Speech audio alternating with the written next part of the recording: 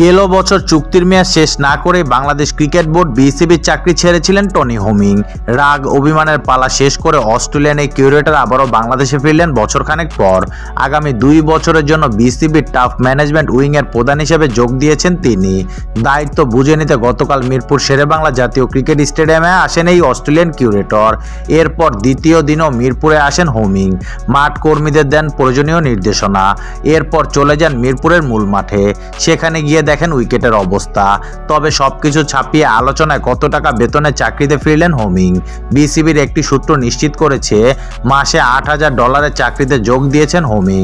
বাংলাদেশি মুদ্রায় যা প্রায় 10 লাখ টাকার কাছাকাছি, যা দেশের ক্রিকেট ইতিহাসে এখন পর্যন্ত একজন কিউরেটরের সর্বোচ্চ পারিশ্রমিক।